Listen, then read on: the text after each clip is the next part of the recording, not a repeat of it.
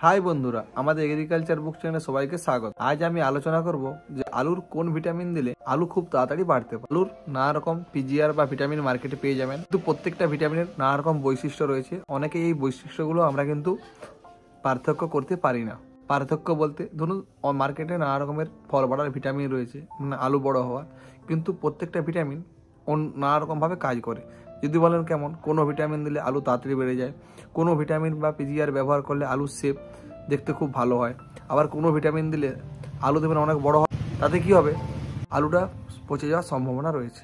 আবার অনেক ভিটামিন আছে যেগুলো দিলে আলুটা শক্ত হবে, কিন্তু কোন ভিটামিন কোন সময় দিলে ভালো কাজ হবে আপনারা অনেকেই কিন্তু নির্বাচন করতে পারেন না।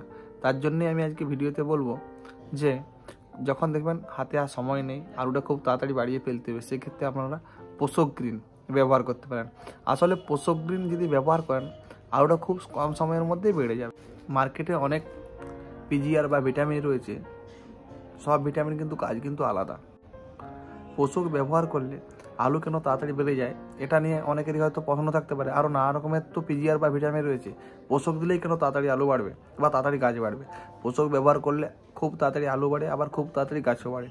কেন জানেন? কারণ পোষকে সাইটোকাইনিন রয়েছে, আর সাইটোকাইনিন একটা এমন এনজাইম যেটা দিলে আপনার কী হবে, যে কোষ বিভাজন, গাছের যে কোষ বিভাজন, খুব তাড়াতাড়ি কোষ বিভাজন হবে। আর কোষ বিভাজন হলে কী হবে, গাছটা তাড়াতাড়ি বাড়তে পারবে, পাতাও বাড়তে পারবে, আবার আলুও তাড়াতাড়ি বেড়ে যাবে। জীবন বিজ্ঞানে আমরা কি পড়েছিলাম, যে কোষ বিভাজন হলে কোষের বৃদ্ধি পায়, মানে কোষ যখনই বাড়বে তখনই কিন্তু গাছটারও বৃদ্ধি পাবে, আবার ফলনও বৃদ্ধি পাবে।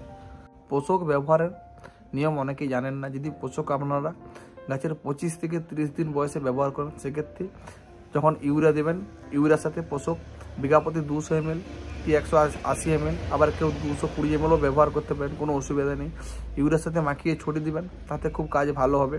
গাছের কম বয়সে পোষক সরাসরি স্প্রে বা ফয়লার স্প্রে না করাটাই ভালো, কারণ পোষক সবসময় তাড়াতাড়ি গাছটার বৃদ্ধি হয় বলে গাছটা অনেক সময় নরম করে দেয়, যে কারণে ধাসাটা খুব তাড়াতাড়ি চলে আসতে পারে। তার জন্যে যদি কম বয়সে পোষক ব্যবহার করেন, অবশ্যই ইউরিয়ার সাথে ছড়িয়ে দিবেন, তাতে কাজটা খুব ভালো পাবে। এতে আলুর ফলনও বৃদ্ধি পাবে এবং গাছটাও তাড়াতাড়ি বড় হবে। আর যখন গাছের বয়স 60 দিন হবে, সেক্ষেত্রে আপনারা প্রতি ট্যাঙ্কিতে মানে 15 লিটার জলে 30 ml করে পোষক ব্যবহার করবেন, তাহলে কিন্তু ফলন অনেকটাই বৃদ্ধি পায়। নানা রকম ভিটামিনের পাশে দেখবেন গোল্ড, নানা রকম টাইপের লেখা থাকে, আবার দেখবেন পোষকের পাশে লেখা থাকে গ্রিন। পোষকের পাশে গ্রিন লেখার একটাই কারণ পোষক দিলে আপনার গাছ সবটাই একেবারে সবুজ হয়ে যাবে। যদি ধাসার খুব প্রাদুর্ভাব থাকে, সেক্ষেত্রে পোষক ব্যবহার করবেন না।